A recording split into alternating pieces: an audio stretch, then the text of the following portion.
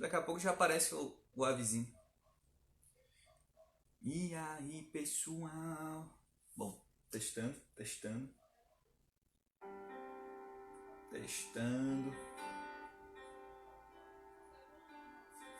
Tá bom? Então tá bom. Qualquer coisa que você quiser, você compartilha, tá? Tá bom. Puxa.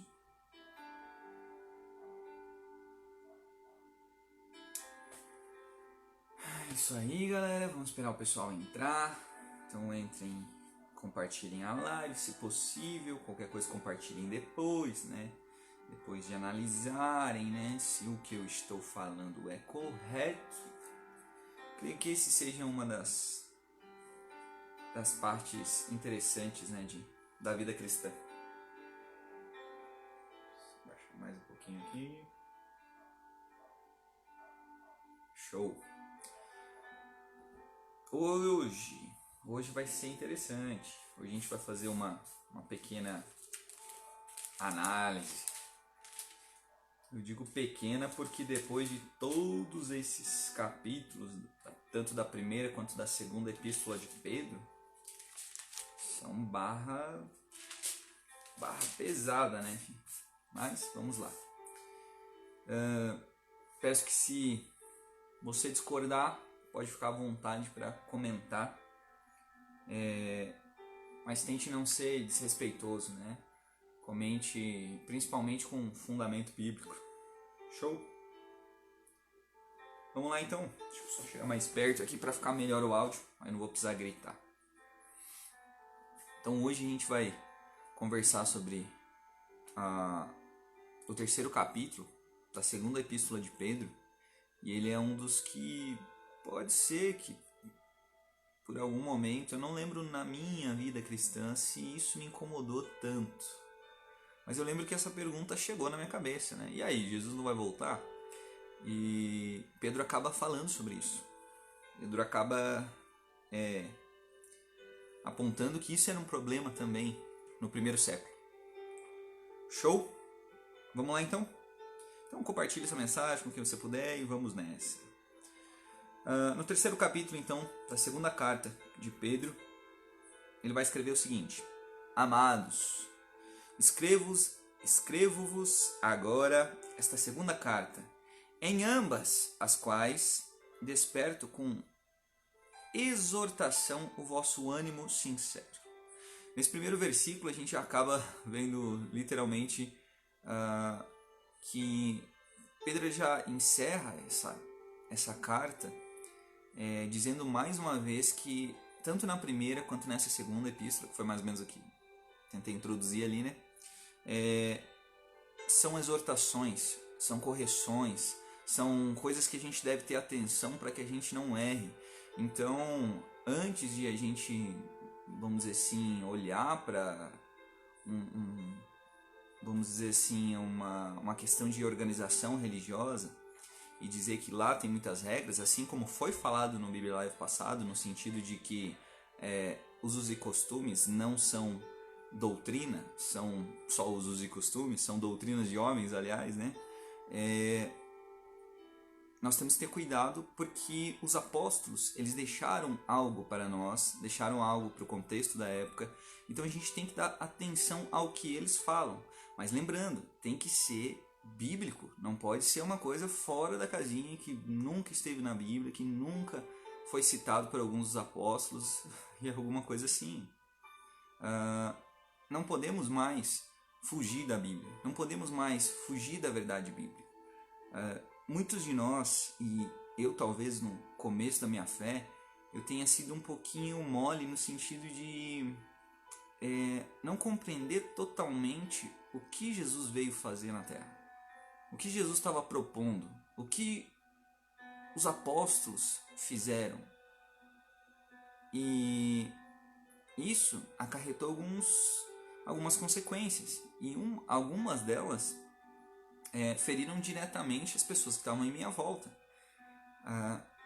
Eu penso e vejo que se eu tivesse o conhecimento que eu tenho hoje, muitos dos problemas que eu tinha antes, eles tinham sido evitados. Muitos dos problemas Só que tanto nas tribulações, quanto nas fraquezas, quanto nos erros que nós cometemos, nós percebemos que Deus ele sempre nos auxilia. Ele nos dá essa chance, vamos dizer assim, de melhorar. E principalmente da parte da pregação dele, né, que seria arrependei-vos. Assim como a gente teve João Batista, assim como a gente teve Isaías, assim como, enfim, nós tivemos tantas pessoas no passado que já exortavam para que o homem achasse, vamos dizer assim, esse caminho, achasse esse perfeito caminho de Deus. Os apóstolos assim também fizeram. E muitos homens hoje, mesmo depois de 2000 anos ali da vinda de Jesus, tentam continuar pregando isso. Mas, de uns tempos para cá, nós tivemos uma mudança assim de que você não pode mais sofrer, você não pode mais chorar, você tem que ser o forte, você tem que ser o super crente. E a princípio esse super crente não é um super crente. Porque se ele cresce mesmo em Jesus, ele se daria o direito de chorar. Ele se daria o direito de em alguns momentos ficar triste. Mesmo com Deus dando tantos motivos para nós ficarmos felizes.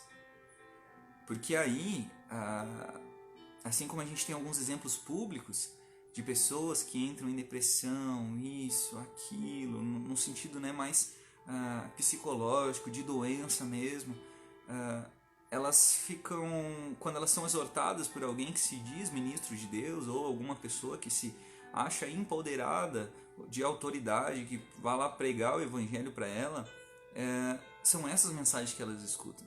Essas mensagens que dizem, não, porque você não é crente então.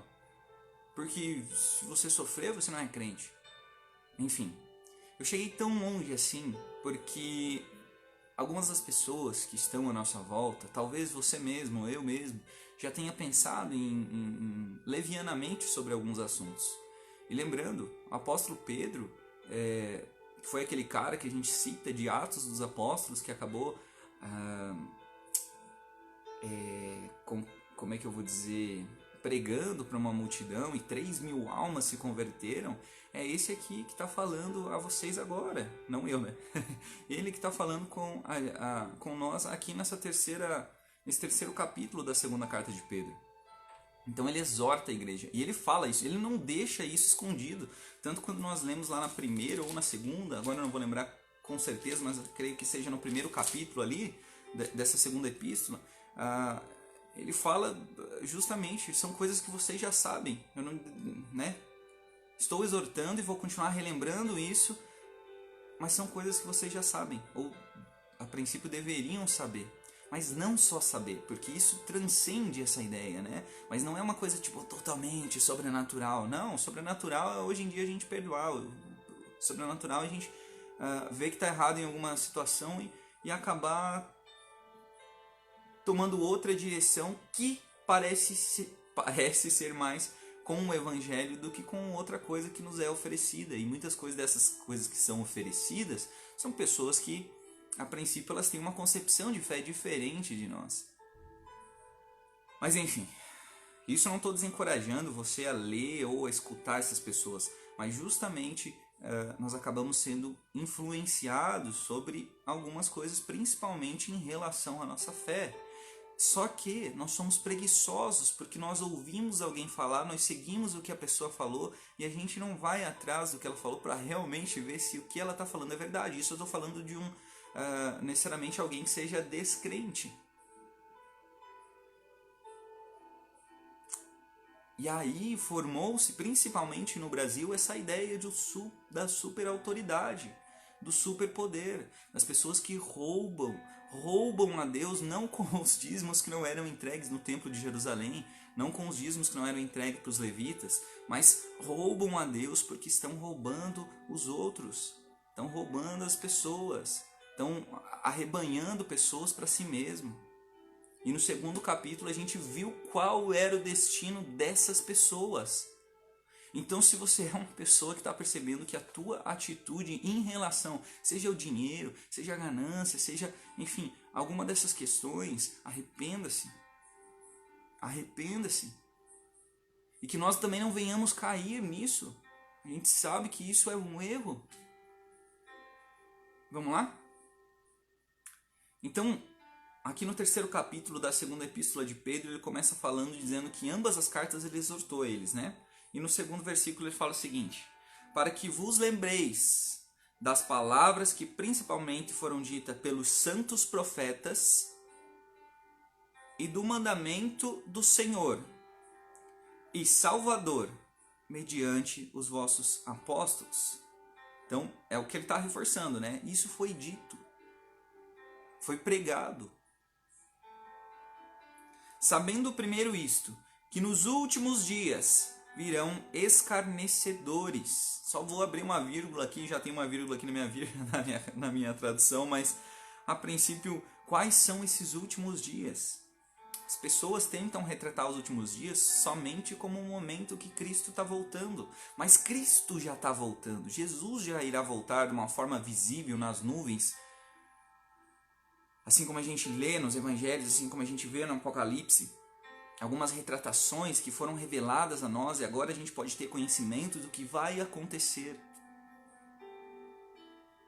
Os últimos dias, eles já retrataram, vamos dizer assim, a primeira vinda do Senhor, e aí esses últimos dias eles são referentes, e isso é quase unanimidade entre os teólogos, que seria a respeito da segunda vinda, principalmente porque aqui nesse terceiro capítulo ele vai falar sobre a segunda vinda do Senhor, obviamente. Então a gente não tira as coisas do contexto, né? Então, sabendo primeiro isso, que nos últimos dias virão escarnecedores, andando segundo as suas próprias concupiscências, e dizendo: onde está a promessa da sua vinda? Porque desde que os pais dormiram, todas as coisas permanecem como desde o princípio da criação. Então lá existiam pessoas, vamos dizer assim, nesse contexto de que Pedro escreveu essa carta, no primeiro século, tinham pessoas que já duvidavam da segunda vinda de Jesus. Duvidavam que esse Jesus estava voltando, que é uma das mensagens que eu creio que esteja sendo... Agora ela está sendo ocultada, né? Mas ela era, vamos dizer, muito presente há 30 anos atrás, porque era isso que era anunciado. Talvez com um pouquinho de menos conteúdo mastigado, né? Mas as pessoas acabavam anunciando a segunda vinda de Jesus. Não só, né, nesses 30 anos, mas Pedro já estava exortando isso há 2000 anos atrás, ou pelo menos há 1900 e poucos anos atrás.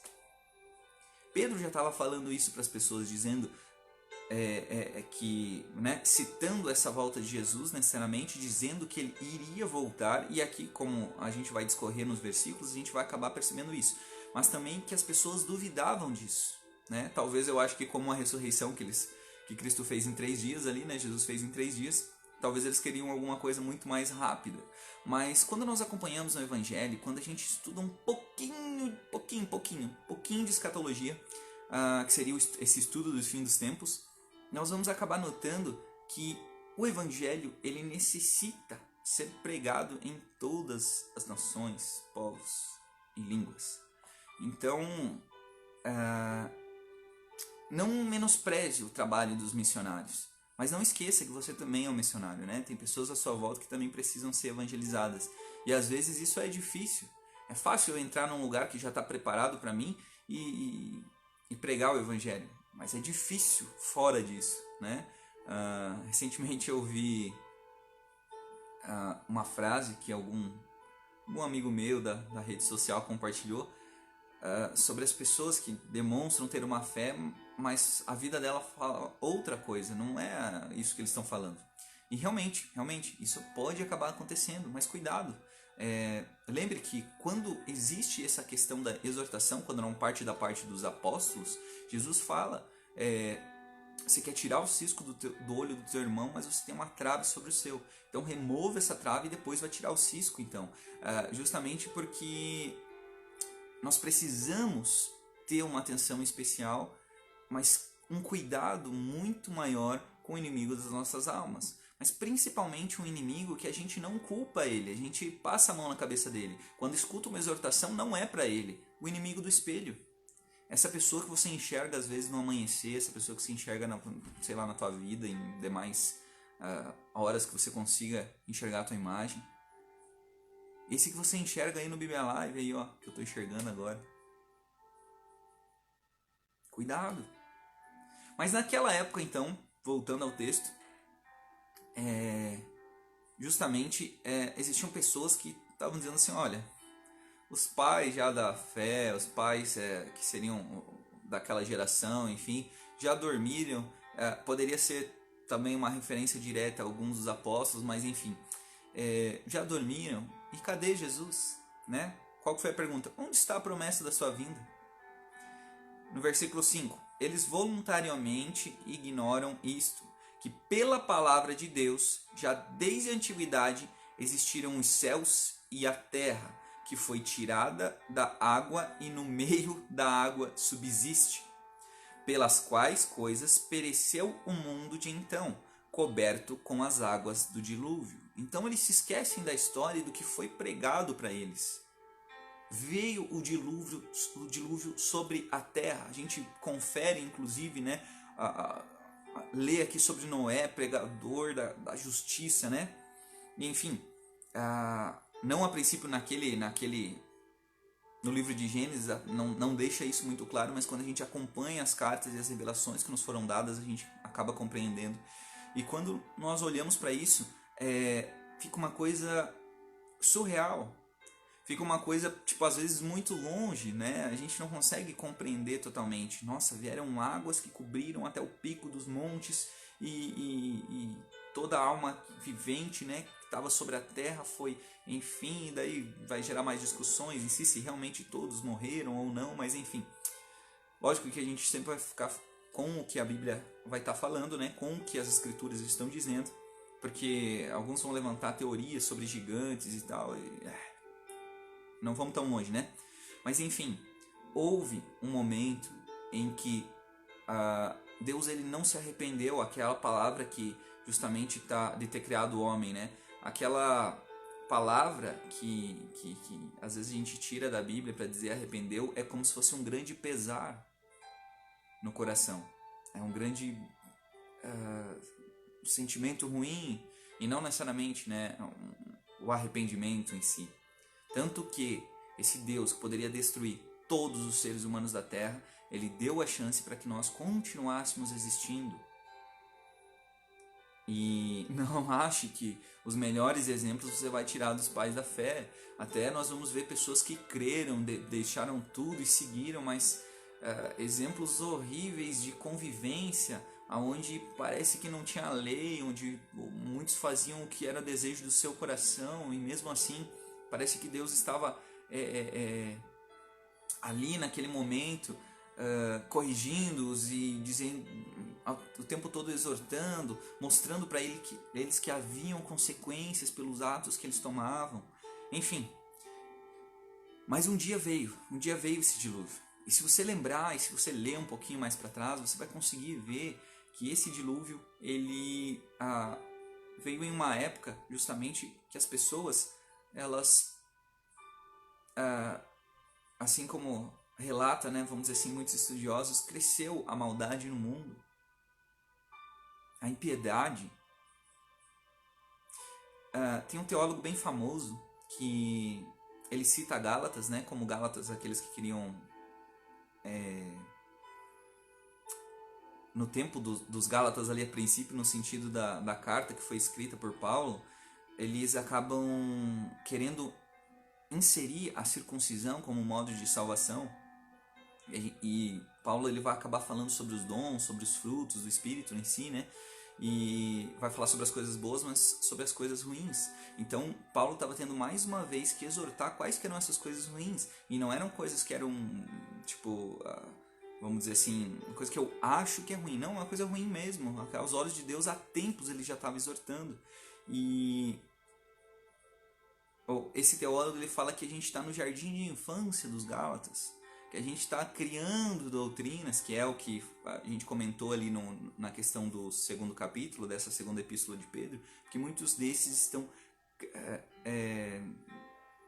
pregando coisas, usando a escritura para sua própria destruição e para a destruição de outros, porque muitas pessoas são enganadas. E quando nós achamos Pedro, escrevendo nesse contexto aqui, onde as pessoas estavam duvidando, inclusive, da promessa da sua vinda, parece que essas pessoas esqueceram do que aconteceu. Não faz muito tempo que aconteceu a morte de Jesus, a sua ressurreição. Pelo menos, né, nesse contexto, naquela época ali. E as pessoas também já estavam esquecendo disso, assim como os Gálatas. Quem vos enfeitiçou, né? O escritor Paulo vai falar no 3º capítulo, se eu não me engano. No versículo 7, continua. Mas os céus e a terra que agora existem, pela mesma palavra, se reservam como tesouro e se guardam para o fogo até o dia do juízo e da perdição dos homens ímpios. Lembrem dessa palavra, ímpio. Pesquise o que é essa palavra, impiedade. Veja que esses ímpios não são somente pessoas que não creem no Jesus que nós cremos. Até porque as pessoas que realizam milagre não é sinal que Deus está com elas. Muitos realizarão milagres. Eu não estou dizendo que isso não é permissão de Deus ou que Deus não deu esses dons para as pessoas, mas fizeram mau uso disso a ponto de quando eles chegarem ao reino dos céus, Jesus falar assim para eles: eu não vos conheço.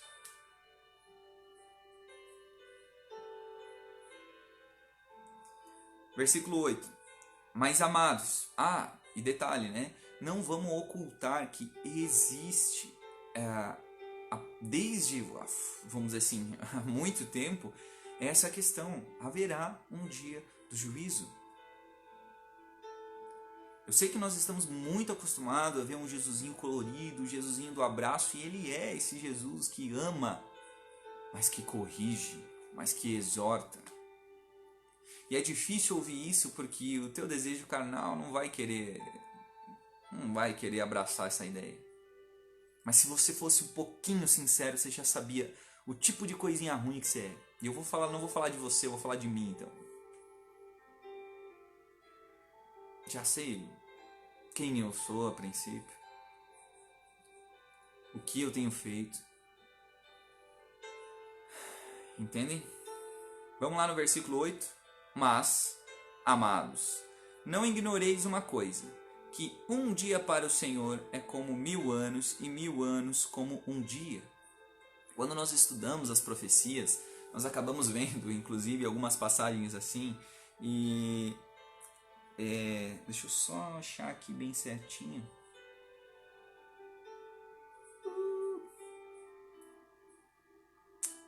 Aqui.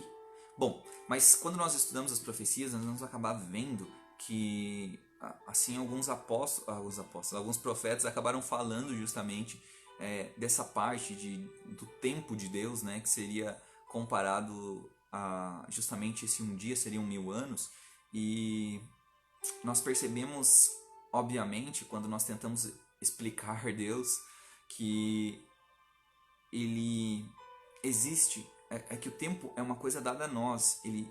Muitos dos teólogos vão concordar comigo nesse sentido, dizendo que Deus ele existe fora do tempo, né? É um outro tipo, ele existe na eternidade.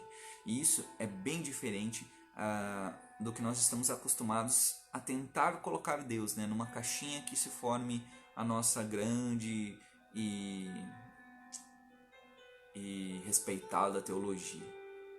E é por isso que alguns dos teólogos eles vão ir contra isso, né? Eles vão ir contra essa ideia de querer explicar Deus de algumas formas, até porque talvez não tenhamos respaldo necessários para conseguir comprovar isso, inclusive. E eu não estou descartando a fé daqui, eu estou justamente falando sobre questões que possam aparecer na tua vida como cristão. Então, vamos lá. No versículo 9 ele vai falar o seguinte: o Senhor não retarda a sua promessa, ainda que alguns a tenham por tardia, mas é longânimo para convosco, não querendo que alguns se percam, senão que todos venham a arrepender-se. É óbvio que o apóstolo Pedro não está falando aqui que todos vão ser salvos.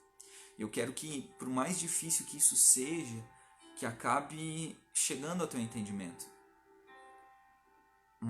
para quem crê, assim como nós, no livre-arbítrio, nós sabemos que é dado a chance da pessoa se arrepender através da graça, através da fé. Não que nós produzimos essa salvação com as nossas próprias mãos. Mas enfim, nesse sentido, estes que serão salvos, que estarão em Cristo, que chegarão no céu, e Jesus vai dizer: vem benditos meu Pai, entrem. Estes, eles serão, vamos dizer assim, eles têm esse direito, literalmente, de ouvir o Evangelho e, através da graça depositada sobre Jesus Cristo, ter a fé e serem regenerados pela palavra e perseverarem na fé, inclusive, para que consigam a salvação. E isso de nenhum modo tira a soberania de Deus, porque foi Ele que falou através dos profetas, foi Ele que falou através de Jesus, no sentido, né, que Deus Pai, a princípio, já falava isso. A gente vê um Cristo eterno, um Cristo que também estava no Velho Testamento, que a sua graça também estava lá, mas a princípio que acaba nos exortando através do Espírito Santo, e enfim, que nós conseguimos ver que essa salvação ela está disponível. E aí no versículo 10 ele fala o seguinte: mas o dia do Senhor virá como ladrão de noite, no qual os céus passarão com um grande estrondo, e os elementos ardendo se desfarão, e a terra e as obras que há nela se queimarão. Aqui, antes de eu passar para o próximo versículo, nós temos que perceber uma coisa. Quando a gente estuda literalmente essa parte do fim dos tempos, nós vamos acabar percebendo algumas coisas, voltando lá atrás para o tempo de Noé, que o Deus não destruiria mais pela água, mas pelo fogo, enfim. E algumas coisas a gente vai percebendo com o tempo e com a nossa caminhada cristã, e talvez dê muito mais respaldo, né, nesse sentido, ou pelo menos um embasamento para a pregação que nós estamos fazendo, não para pregar o que nós queremos, mas para realmente dar base para o que Pedro também está falando, também está exortando, porque isso foi falado. Não é uma coisa nova. Enfim. E antes que a gente entre em questões menores, mas já entrando, esse dia do Senhor virá como ladrão. Jesus nunca é comparado com um ladrão, tá? Essa é a vinda do Senhor, ou o dia do Senhor, né? Depende da tradução que a gente vai ver. Será como isso? Nós não estamos no sentido, né? Nós estamos esperando, para nós que cremos. Mas isso também tem que ser pregado para as pessoas que não creem. Porque um dia nós cremos, né, que possivelmente, assim como eu fui chamado, você também possa ser chamado por Deus. E literalmente aceite esse Jesus que nos aceitou. Ame esse Jesus que nos amou primeiro. E sirva esse Jesus que nos serviu. Né? Uma dos ministérios de Jesus foi serviço. Foi lavar os pés. Foi não precisando sair do seu trono, mesmo assim, por causa do seu caráter. E sim, por causa do seu amor, o fez.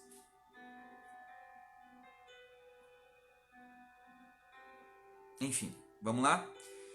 E aí no versículo 11, vai dizer o seguinte: havendo, pois, de perecer todas essas coisas, que pessoas vos convém ser em santo trato e piedade, aguardando e apressando-vos para a vinda do dia de Deus, em que os céus em fogo se desfarão, os elementos ardendo e se fundirão. Aqui é uma parte complementar dizendo assim, não somente que talvez nós não saibamos ou nós acabamos calculando alguns dias, meses, anos para a vinda do Senhor, mas que nós não sejamos pegos desprevenidos, para que nós nos preparemos justamente para a vinda do Senhor, para que nós anunciemos o Evangelho para quem não conhece o Evangelho, e aqueles que conhecem assim aprendam também, né? No sentido de que nós necessitamos estar vamos dizer assim, meditando sobre essa palavra dia e noite. Não que isso vá desfazer, vamos dizer assim, a tua vida profissional, isso e aquilo, né? Lembre da história de Lutero lá, quando o sapateiro chegou para ele e perguntou: e aí, o que eu faço para servir a melhor a Deus? E ele falou o quê? Ele achou, né, provavelmente no seu íntimo, que ele deveria largar a sapataria e ele deveria começar a pregar o evangelho aos quantos quatro cantos do mundo, enfim. E Lutero chegou para ele e falou assim: faça bons sapatos e venda-os por um preço justo. Então, isso fica de análise e reflexão justamente para nós, né? No versículo 13: mas nós, segundo a sua promessa, aguardamos novos céus e nova terra, em que habita a justiça. Esse seria um dos versículos meio problemáticos para a teologia, no sentido de que alguns defendem que vai ser destruído completamente, né, o nosso planeta, no sentido de ser exterminado, e não necessariamente, né? Assim como a gente viu o exemplo do dilúvio, não foi Deus não precisou quebrar o planeta inteiro, virar pó para que depois formasse outro, né? Até porque quando a gente vê a cidade santa descendo sobre o monte, é aqui, não é em outro lugar, não é lá nos Estados Unidos, não é em outros lugares, assim como muitos pregam, né? Seria no seu monte. Qual é o monte de Jesus? Vamos continuar que nós não queremos entrar aí, porque senão o negócio vai longe. Versículo 14: pelo que, amados, aguardando essas coisas, procurai que dele sejais achados, imaculados e irrepreensíveis em paz, e tende por salvação a longanimidade de nosso Senhor, como também o nosso amado irmão Paulo vos escreveu, segundo a sabedoria que lhe foi dada. Então aqui a gente já faz a conexão da qual eu estava falando também, assim como Paulo já pregava a segunda vinda do Senhor. E também, obviamente, várias exortações que ele já dava ao povo. Para quê? Essa exortação é para que ele se achasse mais espiritual, para que ele fosse melhor do que as outras pessoas? Não. Para que justamente as pessoas se encontrassem, elas encontrassem na realidade o caminho, a verdade, a vida, que eles se achassem, vamos dizer assim, como o varão perfeito, né? A gente usa essa expressão bastante e acabamos, vamos dizer assim, diminuindo essa possibilidade por causa de coisas que acontecem em nossas vidas. Nós diminuímos Jesus na realidade. Existem muitas não, né? São poucas, mas existe uma ideia, inclusive, que tira a divindade de Jesus. Não aceita ele como ser eterno, enfim, várias outras coisas que acabam entrando e chegando aos nossos ouvidos, às quais nós não deveríamos dar tanta atenção. Mas continuando, versículo 16, falando disso, né, que era o que Paulo estava falando disso, como em todas as suas epístolas. Aqui Pedro ele dá um respaldo, né, para o que Paulo estava falando, entre as quais há pontos difíceis de entender. Então não é uma coisa fácil, não é uma coisa que tipo, literalmente a gente vai conseguir apresentar ali no quadrinho e ficar, nossa, que fácil, nossa, que didática incrível, nossa, que coisa tranquila de entender. E enfim, ele continua citando aqui, depois da minha vírgula aqui, que os indoutos e inconstantes torcem igualmente as outras escrituras para sua própria perdição. Então tem muitas pessoas que vão pegar alguns versículos isolados aqui, né? Cabeu muito bem essa parte aqui, porque a gente já estava falando disso, né? Vão pegar alguma partinha, isso e aquilo, e vão acabar pregando coisas para a própria perdição, assim como a gente viu no segundo capítulo, né? Dessa segunda epístola de Pedro. Versículo 17: vós, portanto, amados, sabendo isto de antemão, guardai-vos de que, pelo engano dos homens abomináveis, sejais juntamente arrebatados e descaiais da vossa firmeza. Antes crescei na graça e conhecimento de nosso Senhor e Salvador Jesus Cristo.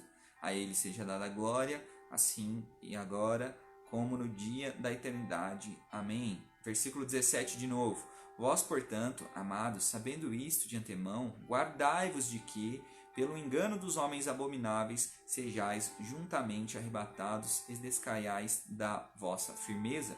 Antes crescei na graça e conhecimento do que? De nosso Senhor e Salvador Jesus Cristo. A Ele seja dada a glória, assim agora como no dia da eternidade. Amém. Então é isso que Pedro está falando tanto, né, com essas pessoas. Talvez tanto com você também. Porque essas dúvidas, essas perguntas, essas questões, elas acabaram, vamos dizer assim, se prolongando demais. E não é falta de fé você perguntar, tá, mas por que disso, por que aquilo? É falta de fé você não ir procurar. É falta de fé você desistir tão fácil. E eu não digo para ser parte de uma instituição, de alguma coisa, num sentido mais parte do corpo de Cristo. Que são duas coisas bem diferentes. São duas coisas que estão uma bem longe da outra, nos dias atuais, né? Se é que Pedro já não deu, né? Mas não daria esse comentário também, né? Na época dele, se tivéssemos a oportunidade de conversar. Então, no segundo capítulo, ele falou sobre esses falsos mestres. No primeiro, ele acabou dando essa introdução sobre pessoas que criariam fábulas, enfim, para criar outras coisas, tipo, criar outras doutrinas. E isso as pessoas estavam criando para o seu próprio juízo, para sua própria destruição. No segundo capítulo ele também citou o episódio de Noé. Nesse terceiro capítulo ele relembra, falando sobre esse aspecto criacional de Deus, que pela palavra tudo foi criado, e as pessoas pareciam que tinham esquecido já do que tinha acontecido, do que tinha sido pregado, do que elas próprias seguiam. Então ele dá esse reforço muito grande nessa segunda epístola. E olha que na primeira epístola dele, ele faz uma exortação à santidade das pessoas, para as pessoas terem certas qualidades que deveriam estar presentes, inclusive, né, nas suas vidas, na sua vida diária, não é na sua vida de domingo, do final de semana, do dia do Bíblia Live, de alguma coisa assim nesse sentido, mas que literalmente nós deveríamos, inclusive, amar-nos uns aos outros, né, com um coração puro, com o coração no sentido de que quando nós formos exortar, assim como Pedro está exortando nesse terceiro capítulo da segunda epístola, que a gente possa levar isso para as pessoas de forma que não seja arrogante, mas seja de uma forma que é preocupada. Existem coisas que necessitam ser faladas, existem coisas que nós deveríamos ter um trato um pouquinho mais rígido, mas assim como Paulo cita lá em Coríntios, na primeira epístola, lá no capítulo 13, as pessoas, né, que inclusive tinham fé para transportar montes, mas não tivessem amor, disso nada valeria. Assim tem que ser a nossa vida também, com Deus, a princípio, né? Pelo menos, né? Ele vai falar sobre as autoridades, os deveres, vamos dizer assim, dos demais cristãos, demais que eu digo, né, em totalidade, mas no sentido de que muitos de nós eles têm ficado afastados, eles têm ficado, porque realmente, né, se a gente for notar, hoje em dia é uma questão de grupo A, grupo B, e não existe isso no Evangelho, existe o corpo de Cristo. Ele vai relembrar as pessoas sobre os deveres, inclusive, das mulheres e dos maridos cristãos, ao qual acho que eu também, muitas pessoas vão ter que ler de novo, vão ter que começar a colocar isso em prática. No capítulo 4, ele acaba dando todo esse respaldo, né, e passando para relembrar esse sacerdócio de Cristo. E aí no capítulo 5 da primeira epístola ele vai falar justamente sobre os jovens e os anciões e a humildade e vigilância. Então ele está relembrando coisas que ele já tinha dito para as pessoas. E é por isso que talvez na segunda epístola, naquele primeiro capítulo, ele diz assim, são coisas que vocês já sabem, já são coisas que vocês deveriam saber e deveriam estar colocando em prática. Isso, vamos dizer assim, né, para uma coisa mais Nutella, né, chamada hoje em dia, uma coisa mais fraquinha nesse sentido de um pseudo-evangelho, algo que é parecido com o evangelho, mas não é o evangelho, vem tratando. Se você tem escutado palavras que são agradáveis, somente palavras que são agradáveis aos seus ouvidos, de que você não precisa mudar, que você não precisa se transformar, que você não precisa correr em direção a Cristo, cara, abandona isso, porque isso provavelmente não é o Evangelho. O Evangelho fala sobre uma nova vida, sobre um novo nascimento. E nós temos que insistir nessas partes, nós temos que insistir nisso, assim como os apóstolos insistiram.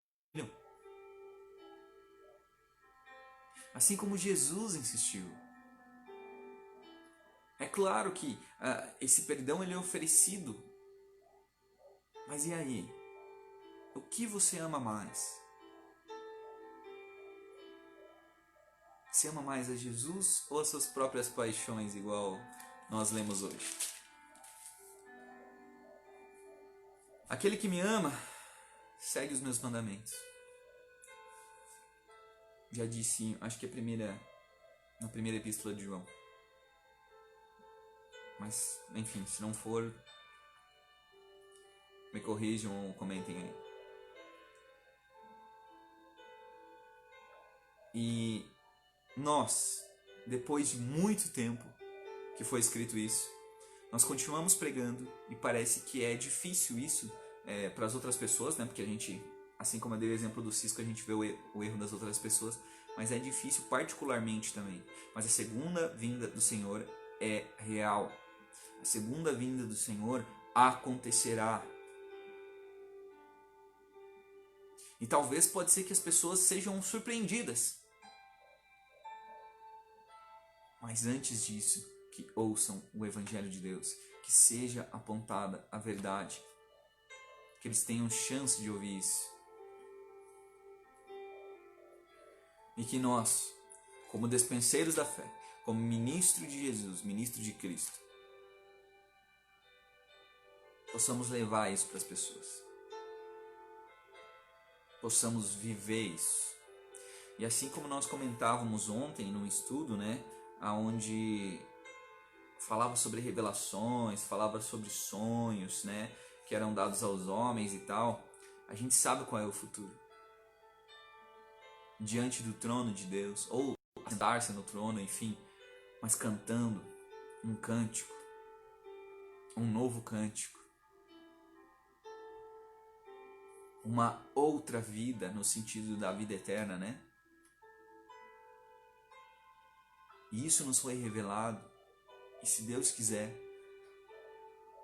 eu, você e quem mais a gente conseguir alcançar, ou no caso que Deus alcançar, não nós, viverá isso. Eles vão poder desfrutar disso. Então, se eu pudesse dar um conselho, não pregue o Evangelho, não pregue o Evangelho por fama, né? Por fama, para aparecer, para adquirir alguns cargos dentro de instituições religiosas que cada vez mais se distanciam do verdadeiro Evangelho. Porque Deus nos chama para viver o seu reino e um dia nós estaremos no seu reino. Eu sei que isso fica um pouquinho difícil de entender, porque não são coisas fáceis. Assim como Pedro falou, né, que Paulo escrevia e não eram coisas muito fáceis para entender. Mas que nós tenhamos atenção especial com essas palavras. E que nós sejamos corajosos o bastante para dizer não a algumas coisas.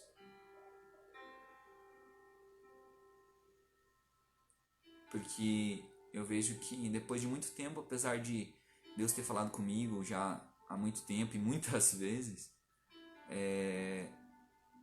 ainda falta coragem.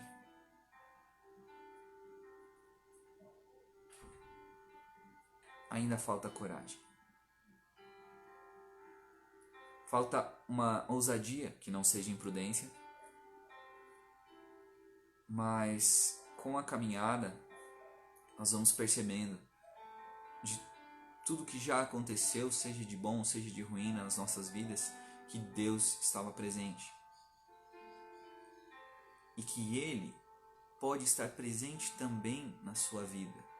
Não como forma de colocar um Jesusinho na vitrine para as pessoas aceitarem, para as pessoas dizerem: colocarem um crucifixo no peito e dizerem que são cristãs, mas para elas viverem o Evangelho, carregarem a sua cruz, negar a si mesmo. E pasmem, glorificar a Deus que está no céu.